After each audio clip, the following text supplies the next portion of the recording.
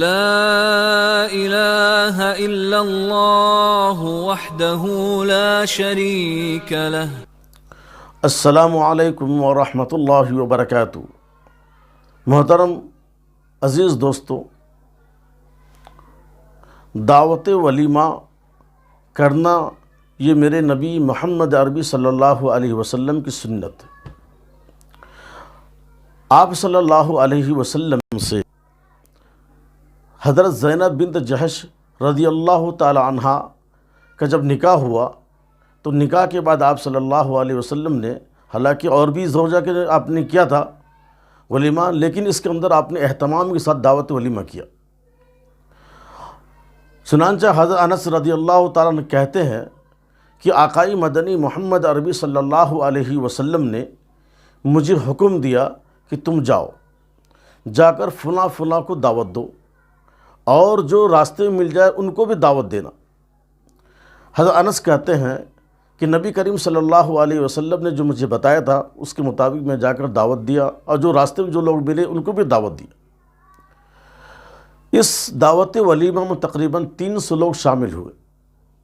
اس واقعے سے ہمیں یہ سبق ملا کہ دعوت ولیمہ کرنا چاہیے، اور دعوت ولیمہ کرنا نبی کریم صلی اللہ علیہ وسلم کی سنت ہے. اور جب ہم کسی کو دعوت ولیمہ دیں تو اب ان کے لیے ضروری ہے کہ دعوت ولیمہ کو قبول کریں. اگر آپس میں اختلاف ہو، رنجش ہو، نفرتیں ہو، کسی بات کو لے کے جھگڑے اگر ہو گئے تو وہ اللہ کے لیے معاف کر دینا چاہیے، اور دعوت ولیمہ میں شامل ہو کر اس بھائی کی حوصلہ افزائی کرنی چاہیے، ان کے لیے دعائیں کرنی چاہیے. اور دوسری بات یہ عرض کرنی ہے کہ نکاح کے بعد کیا دعوت ولیمہ اسی دن کرنا چاہیے یا 3 دن کے بعد بھی دعوت ولیمہ کر سکتے ہیں؟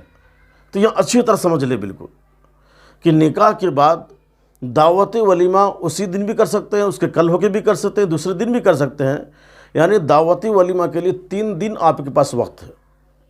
اور دعوتی ولیمہ کے لیے خلوت جلوتی شرط نہیں ہے.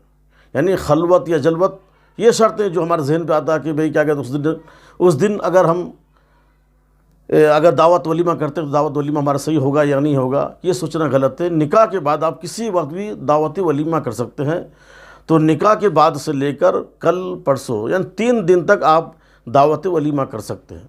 لیکن 3 دن کے بعد اگر آپ دعوت ولیمہ کرتے ہیں تو اسے دعوت ولیمہ نہیں کہا جائے گا، بلکہ اسے عام دعوت کہا جائے گا. اور تیسری بات یہ عرض کرنی ہے کہ بہت سے بھائی ہمیں سوال کرتے ہیں، بہت سے بھائی اگر یہ سوال کر رہے ہیں کہ کیا دعوت ولیمہ میں عقیقہ کر سکتے ہیں، تو یاد رکھیں کہ دعوت ولیمہ میں عقیقہ بالکل کر سکتے ہیں آپ. اس میں کوئی حرج نہیں، کوئی قباحت نہیں ہے. دعوت ولیمہ میں آپ بالکل کریں عقیقہ، لیکن اس میں ضروری ہے چونکہ آپ موجود ہیں، آپ کے رشتہ دار موجود ہیں، تیسرے فریق غریب موجود نہیں ہے، تو آپ غریب کو بھی دعوت ولیمہ میں شامل کر لیں. اگر آپ نے دعوت ولیمہ میں غریب کو بھی شامل کر لیا تو آپ کیا کہتے ہیں عقیقہ کرنا آپ کے لیے بالکل بہتر ہو گیا، اچھا ہو گیا. لیکن اب یہاں پر عقیقہ کا مطلب سمجھیے. مطلب یہ عقیقہ کے لیے کچھ شرط ہے. جس طریقے سے قربانی کے لیے شرط ہے 3 حصے کا ہونا، اسی طریقے سے عقیقہ کے لیے بھی شرط ہے 3 حصہ ہونا. چنانچہ عام طور سے دعوتی ولیمہ کے اندر یا شادی کے اندر خود موجود ہوتے ہیں لیکن ہمارے رشتہ دار بھی موجود ہوتے ہیں، تیسرا فریق غریب موجود نہیں ہوتا، تو اب غریب کے حقوق باقی رہ گئے. تو اب یہ 3 حصے گوشت کے جو ہوں گے، 2 حصے تو آپ استعمال کر رہے ہیں، تیسرا حصہ جو حقوق باقی رہ گیا غریب کا، تو یا تو آپ اس کو غریب کو دعوت ولیمہ میں شامل کر لیں یا پھر کچا گوشت ان کو تقسیم کر دیں.